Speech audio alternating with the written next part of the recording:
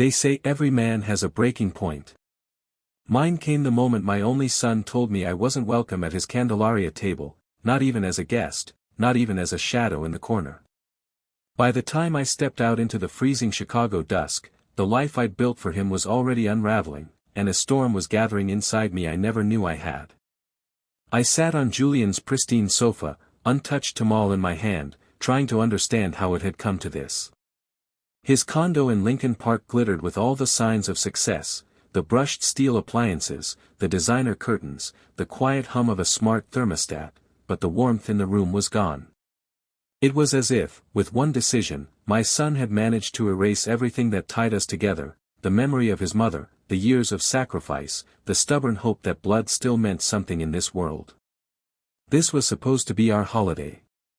For as long as I could remember, Candelaria was the day we set the table for family, broke bread, and sweet bread, passed around cups of thick hot chocolate, and blessed the new year. It was the day Elena would knead masa by hand, humming ranchera songs in the kitchen, while Julian and I folded banana leaves and argued over whose tamales would be the softest. Since she passed, I kept the tradition alive. I roasted the pork, soaked the corn husks, and opened my home to anyone who needed to feel less alone on a bitter Chicago February. 5 years. 5 years, I'd carried on the tradition, even when Julian forgot the words to the songs or Claudia, suddenly, had a business trip the same weekend. 5 years, I'd said yes to every request, bailed them out of every crisis, written checks with my heart on the memo line. I was the invisible hand behind every repair, every mortgage payment, every upgrade they couldn't quite afford. But this year was different. Julian sat across from me, his hands wrapped around a mug of café de olla he barely sipped. Claudia hovered in the kitchen, clattering dishes just loud enough to remind me I was no longer welcome. Their new condo glowed with expensive light fixtures and the hush of money, a hush I'd helped pay for, year after year, scraping from my own future for their comfort. Julian finally looked up, the way a child does before confessing a broken vase. "Dad, this year's Candelaria it's complicated." "How complicated?" I asked, my voice thin, stretched between pride and pleading. "You want to try your hand at the tamales? We could do the mole together, like your mother taught us." He flinched. Claudia set down a glass with a click. "My parents are flying in from Coral Gables," she announced, as if stating a fact about the weather. "They expect certain traditions. Quiet. Order. Not noise." I heard the word she left out, "not you." I scanned the room, feeling like a ghost in a house I'd built with my bare hands. The walls gleamed, the kitchen table was new. Not one piece of furniture bore the scars of our old apartment on 18th Street, the place where Julian took his first steps, or where Elena once danced with a broom to make him laugh after his first heartbreak. And what about our traditions? I managed, watching Julian avoid my eyes. "Don't your mother's recipes count?" He swallowed, staring at the countertop. "It's easier this way, Dad. Please, let's not fight about this." Claudia didn't even bother to look up. "We'll do something with you the weekend after. Maybe brunch." She said it like brunch was a consolation, not a dismissal. I stood, setting the tamal gently on my plate. My hands trembled, and for a moment I worried I'd break, right there, in front of them. "I see." I paused at the door, every memory in this house crowding in, desperate to be acknowledged. "Tell your in-laws, Feliz Dia de la Candelaria, from me," I said, each word thick in my throat. Neither of them answered. The only sound was Claudia's nails tapping on her phone. When I stepped out into the brittle February wind, the streets of Chicago felt foreign, hostile, even. Cars crawled through slush, headlights winking in the dusk. Somewhere, far off, I heard laughter, a burst of music from an open window, a reminder that other families were gathering, welcoming, loving. But not mine. The drive home blurred behind my tears, the cityscape folding in on itself. I passed the bakery where Elena used to buy conchas, the corner bodega where Julian begged for dulce de leche lollipops. At every stoplight, I saw reflections of what we'd been, a family, imperfect but whole. By the time I reached my modest bungalow in Little Village, I felt hollowed out, like the core of a tamal after the masa has been scraped away. I sat in my driveway, staring at the cracked pavement I couldn't afford to fix because every spare dollar went to Julian's mortgage, his home repairs, his emergencies.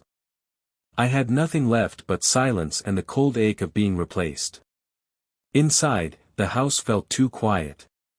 The scent of Elena's candles lingered, but it was thin now, barely a memory. I opened the drawer where I kept every bank statement, every transfer confirmation, $400 a month, every month, for nearly 6 years. Over $170,000 since Elena's death, plus the down payment, the medical bills, the new appliances for a kitchen I barely saw. I ran my thumb over the numbers, remembering how Julian once promised he'd pay it all back when he got the big promotion. That promotion never came. Neither did the gratitude. My phone buzzed on the table. A text from Claudia, "Hope you understand. It's for the best. See you next weekend." A second later, another message, a bill reminder, for Julian's gas company. The payment was overdue, again. I pressed my fists to my eyes, the shame and rage twisting together until I thought I'd choke. I had no one left, no Elena, no grandchildren to visit, not even a seat at my own family's table. I was alone, just as Claudia wanted. Just as Julian allowed. But as I sat in the half-light, a new feeling began to grow, a cold, calm certainty. I thought of every sacrifice, every quiet humiliation, every time I'd swallowed my pride for the sake of family. No more. If they wanted a Candelaria without me, they'd get their wish. But they'd never be able to erase what I'd done for them, or what I was about to do next. I reached for my phone, thumb hovering over the bank's customer service number. My hand was steady. My heart was not. It was time to stop the bleeding. I sat at the kitchen table, surrounded by the evidence of my own foolish devotion, stacks of statements, receipts, letters, 6 years of bailing out a son who could never quite stand on his own, of shoring up a marriage that never wanted my fingerprints on their holiday china. The numbers blurred on the page.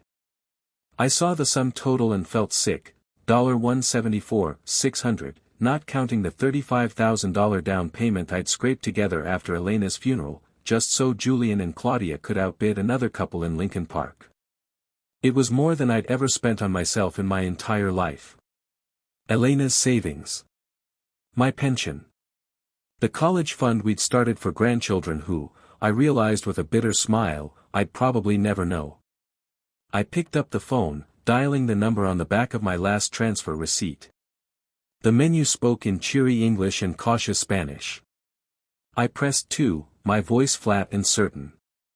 Quiero cancelar una transferencia automática. The woman on the other end sounded young, indifferent, but efficient. She asked for my account information, read back the details, $2,400 every third of the month, sent to Julian S. Mendoza, account ending in 2269. How long have you made these payments, Mr. Mendoza? Almost 6 years. And you want to cancel, effective immediately? The weight lifted from my shoulders as I said, yes. Effective immediately. She paused, maybe out of surprise, maybe respect, maybe nothing at all. It's done, sir. Anything else today? No, I replied, my voice steadier than it had been in years. That's everything. I set the phone down. The room was quiet, almost reverent, as if Elena herself had drawn a line across the kitchen tiles. My life would not be measured in sacrifices for those who only saw me as a source, a burden, or, worst of all, an embarrassment. I took every bill, every letter, every grocery receipt that had kept their family in comfort while I ate ramen and wondered if I could stretch my next paycheck until spring, and tossed them into the fireplace. The flame caught quickly, curling the edges of Claudia's immaculate handwriting, blackening the numbers that had defined my existence for so long. For the first time in years, the fire warmed me. My phone buzzed again, but I didn't look. Maybe it was Julian, maybe Claudia, needing one last favor. I ignored it.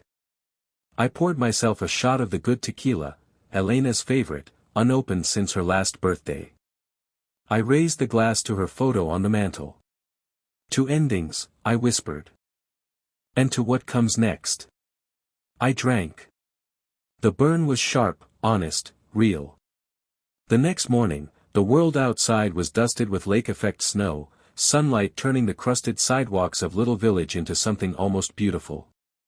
For the first time in years, I woke up without the low-level panic of waiting for my bank balance to tick down again. I brewed a fresh pot of coffee, real coffee, not the instant I'd forced myself to accept as good enough, while they bought espresso pods and organic cream. Halfway through my second cup, my phone rang. Claudia's name glared at me from the screen, the sound sharp and insistent as a dentist's drill. I almost let it go to voicemail. But something in me, curiosity, defiance, maybe a hope for an apology that would never come, answered after the fourth ring. "Manuel," she began, her voice honeyed and brittle all at once, "I need a favor." It wasn't, "Good morning," or "How are you," or even, "Thank you for everything you've done." It was an order, a command, wrapped in a thin silk of family obligation. I let the silence hang between us until she cleared her throat. "My parents are landing at O'Hare at 3. Can you pick them up?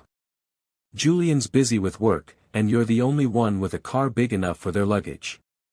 It took me a second to process the sheer audacity. Less than 24 hours after banishing me from their table, Claudia still saw me as her driver, her errand boy, her reliable backup plan. "And why would I do that, Claudia?" I asked, my voice calm, as if speaking to a stranger. She bristled, barely hiding the impatience beneath her words. "Because that's what family does, Manuel. We help each other. Besides, you know my parents, they expect things to be proper. Don't embarrass us." There it was, the old wound reopened, not even bothering to pretend it was about love.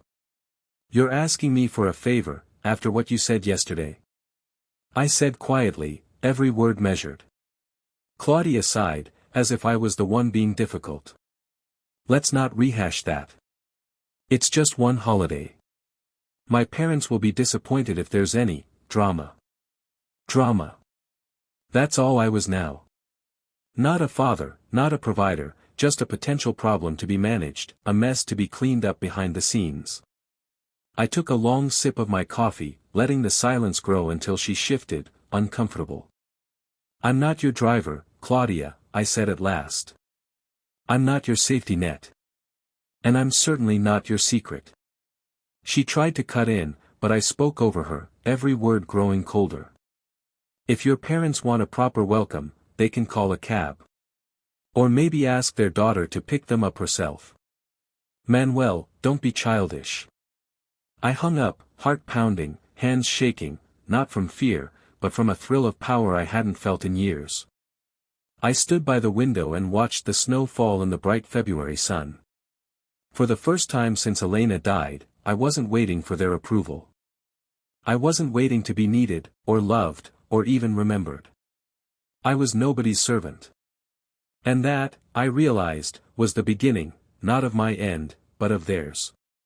By late afternoon, the snow was falling harder, thickening into icy ribbons along the sidewalks and cars. I busied myself with small tasks, sweeping, checking the old radiators, anything to keep my mind from drifting back to Julian's empty kitchen. I ignored my phone, even as it buzzed again and again, first with calls, then with frantic texts. "Claudia, where are you? Julian, Dad, please, just this once. Claudia, my parents have been waiting for over an hour. This isn't like you. We need to talk." But I had nothing left to say. Instead, I turned off the ringer, set the phone on the table, and watched the snow pile up against my porch, the same porch I'd built with Julian when he was still small, back when helping each other came with laughter, not shame. It was nearly 6 when I heard the pounding at my door. Not a polite knock, but a furious, insistent hammering. I opened it to find Claudia and her parents, faces pinched and red from the cold. Her father clutched his suitcase like a weapon, her mother's lips pressed tight in a line of fury. Claudia didn't waste a second. How could you? My parents stood outside O'Hare for almost 2 hours because you couldn't be bothered to answer your phone. Her mother cut in, her accent heavy with old money and disapproval. In our family, Manuel, we look after each other. This is disgraceful. I felt something shift inside me. Not guilt, just a strange, exhausted calm. I stepped aside, but didn't offer to help with their bags. You said I wasn't welcome for Candelaria, I said, my voice quiet but unyielding. So I respected your wishes. Claudia's father shook his head, as if I'd failed some invisible test. You've embarrassed the whole family, son. A flicker of shame crossed Julian's face, he'd followed them in, cheeks raw from the wind. For a moment, our eyes met. I wondered if he saw the old man who'd once carried him on his shoulders through Pilsen parades, or if I was just a problem now, a ghost haunting their new life. But Claudia was relentless. You're making things worse. People talk, Manuel. The neighbors, the church, everyone will know what you've done. I let her words hang in the air, cold as the wind outside. For years, I'd let that fear rule me. Not anymore. Let them talk, I said. Maybe they'll finally see the truth. Claudia's eyes narrowed. Is that a threat? I shook my head. No, Claudia. It's a promise. Her parents stormed past me, muttering about taxis and unreliable men. Julian lingered for a moment, as if he wanted to say something, maybe sorry, maybe thank you, maybe nothing at all. But in the end, he just followed Claudia back into the snow, their perfect family image already starting to fray at the edges. When the door closed behind them, the silence felt different, cleansed, almost. I stood there for a long time, watching the snow swirl under the porch light. For the first time, I realized how much of my life I'd given up to keep their peace. No more. Tomorrow, I decided, I'd start putting myself first. And maybe, just maybe, the world would finally see what I'd sacrificed, and who had truly broken this family. By the end of the week, the fallout began to spread, first as whispers, then as outright gossip. In our community, stories travel faster than the L train during rush hour. By Sunday, I was getting sidelong looks at church, tight smiles that vanished as soon as I walked past. My phone, silent for days, buzzed with messages from relatives, neighbors, even friends I hadn't seen since Elena's funeral. Heard there was a scene at Candelaria. Your son's wife was crying in the vestibule. Why would you leave family out in the cold? I didn't answer. I let them guess, let them build their own versions of what happened. For the first time in years, I wasn't trying to defend myself or fix what others broke. The shame they tried to heap on me settled over their own house instead. A few days later, Claudia posted a photo online, her family crowded around a table laden with food, candles flickering, smiles just a bit too wide. The caption read, "Family is everything. Grateful for traditions that never break." But in the background, anyone with sharp eyes could spot the tension, Claudia's parents stiff as mannequins, Julian avoiding the camera, a single empty chair at the end of the table. Still, she tried to keep up appearances. There were invitations to coffee, just to clear the air, and long, rambling texts from Julian, each more desperate than the last. Dad, people are starting to ask questions. Claudia's worried about her job. Her boss saw that story online. Can't we just go back to how things were? But the more they tried to drag me back in, the more resolved I became. Their world, built on half-truths, favors, and my silent sacrifice, was starting to crack. I saw now that I'd been the glue, and that my absence, my refusal to be used, was exposing every fault line. I spent my days gathering everything I'd ever done for them, bank statements, wire transfers, receipts for groceries and utility bills, copies of checks I'd written when Julian's business deal went under. I printed out emails and text threads, collected photos of the renovations I'd paid for, every new appliance, every car repair, every bill marked, paid by Dad. I organized it all, methodically, as if I was preparing a case, because in some ways, I was. Not for court, but for the court of public opinion. For the truth. I started to think about the guests at that Candelaria dinner. Claudia's boss. Her cousins. The neighbors she tried so hard to impress. What would they think if they knew the real story? What would they see if they understood who'd really kept that perfect house running, whose money had bought every comfort they took for granted? That was when the idea came to me, not a moment of anger, but a chilling, deliberate plan. If Claudia and Julian wanted to play the role of gracious hosts, let them answer for every kindness they twisted into a weakness. Let them feel what it's like to be exposed, not with rage or violence, but with the quiet force of truth. I started drafting a letter. For weeks, I worked in silence, patience burning slow and steady. It was like preparing the masa for the perfect tamal, careful, methodical, every detail measured twice. I went back through 6 years of transfers, traced every favor, every rescue. I built a timeline, the down payment pulled from Elena's last insurance check, the endless utilities paid in secret, the gifts and repairs and loans that never came back. Receipts and screenshots filled a battered file folder. In the margins I scribbled reminders of every slight, every moment I'd been told I didn't belong. But I didn't want rage.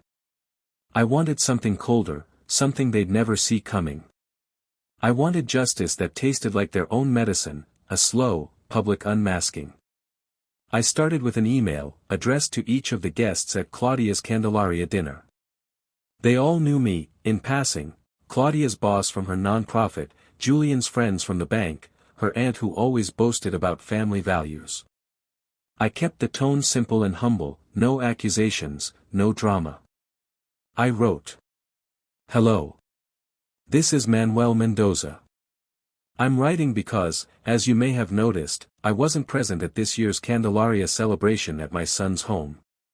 There's no shame in a family falling out, sometimes old wounds resurface, and sometimes traditions get lost along the way. But I want to thank you, each of you, for all the years you've welcomed me into your lives. I hope you enjoyed the meal and the company. Please know, whatever stories you hear, that I am grateful for every moment I shared with all of you, and I wish you all peace and warmth this winter. With respect. Manuel. I attached, almost as an afterthought, a single page, a timeline of every financial contribution I'd made to Claudia and Julian over the years. No bitterness. Just dates, amounts, and the quiet truth. The replies trickled in, polite at first, then more curious, then openly shocked. Claudia's aunt wrote. I had no idea, Manuel. That is, a lot of help. I hope you're okay. Her boss responded. Thank you for your honesty. I wish families didn't have to hide so much. I'm here if you need to talk. A few neighbors, the ones who always seemed a little too interested in Claudia's garden parties, sent short notes that sounded more like apologies than anything else. But the real impact came when Julian called me in a panic. Dad, what did you do? His voice was small, almost childlike. Claudia's furious.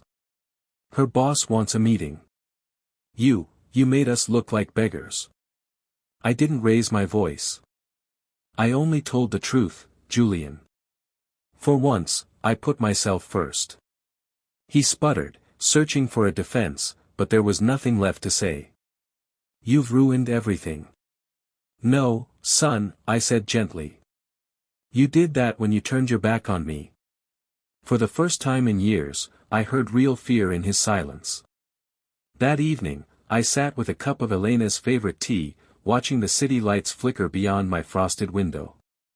I realized I didn't feel triumphant, just empty and exhausted, the adrenaline of revenge burning away to reveal a scar I'd carried for too long. But I wasn't finished yet. I had one last move to make, a final act that would force Claudia and Julian to face not just their guests, but themselves. And for once, I was in no hurry. After all, Candelaria was about waiting for the light to return after the darkness. Sometimes, you had to let things stay cold before the thaw.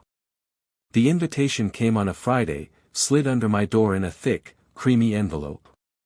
Claudia's handwriting, perfect as always, as if she thought etiquette could erase betrayal. You are invited to join us for a post-Candelaria dinner. For family, reconciliation, and tradition. Saturday, 7 p.m. Please bring nothing but yourself. I nearly laughed when I read it. I knew what this was, a desperate attempt to patch their social wounds before word spread any further. Reconciliation, they called it. But it was really an intervention, for their reputation, not for our broken trust. For a day, I considered throwing it away. But then I thought of Elena, who had always believed that truth, spoken gently, was the only real inheritance we could give. I pressed my only good suit, gathered my folder of evidence, and rehearsed my words until they rang like a prayer. When I arrived, the condo was filled with familiar faces, neighbors, friends, the boss, the aunt, even the parish priest. Claudia greeted me with a brittle smile. Julian hovered in the hallway, unsure where to stand. The table was set for 10, every place gleaming, the empty seat at the head reserved for me. I sat down, feeling eyes on me from every direction. Claudia began with a speech, all honeyed apology and vague regret. We've had our misunderstandings this year, but family is family. We want to move forward, together. I waited until the room quieted, until every fork was still. Then I opened my folder, pulled out a copy of my letter and the timeline of payments, and placed it in front of each guest. I know you've all heard different stories about why I wasn't here for Candelaria, I said quietly. I thought you deserved to hear the truth, from me, not from whispers. A hush fell over the room as eyes dropped to the papers. The numbers told their own story, $174,600 in transfers, $35,000 down payment, years of groceries, repairs, school fees, medical bills, every act of love that had been repaid with silence and, finally, exclusion. One by one, the guests looked up, some in shock, others in dawning recognition. Claudia tried to interrupt, voice shaking. Manuel, that's private. No, I said, softly but firmly. It's not. When you made my absence public, when you let others believe I was the problem, you lost the right to keep my sacrifices in the shadows.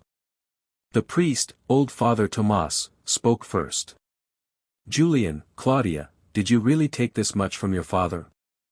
Without thanks, without even a seat at your table? Julian stammered, it was never supposed to, Dad, we were going to pay you back.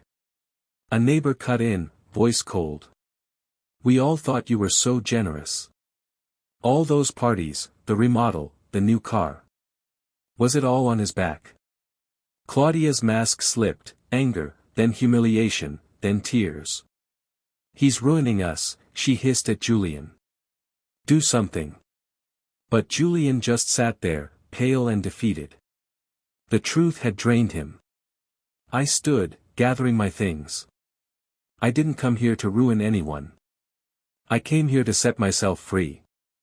For years, I believed love was sacrifice. I see now it has to be respect too.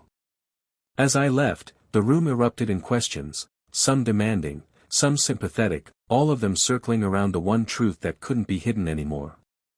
Outside, the snow had stopped. The city lights glowed with the promise of a new beginning. I walked home with my head high, knowing I'd finally claimed the dignity I'd buried for too long. News of the dinner spread through our community like fire on dry grass. Within a week, Claudia stopped posting online. Her boss quietly reassigned her to a smaller team, neighbors no longer waved from their stoops. Even Julian, who had always floated through life on a current of other people's kindness, found himself alone at work lunches, the old friends now cautious, the invitations drying up. The Mendoza name, once said with envy, was now whispered with pity or disdain. I thought it would feel like victory. It didn't. There was a hollow in my chest where anger used to live, an ache I couldn't fill with pride. I spent my days in the garden, tending the chili peppers and tomatoes Elena had once coaxed from the city soil, letting the rhythm of the earth pull me back to myself. I received letters, some grateful, some apologetic, some furious. Claudia's mother called once, voice shaking with humiliation and bitterness, blaming me for her daughter's suffering. I listened until she ran out of words, then hung up. I owed her nothing, not even my anger.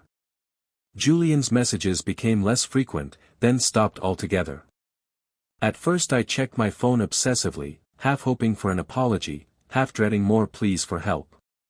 But silence, I realized, was its own kind of mercy. Then, one rainy Thursday evening in late March, there was a knock at my door. I opened it to find Julian, thin, tired, eyes rimmed red. He stood in the mud, holding an envelope and a trembling breath. He handed me the envelope without a word.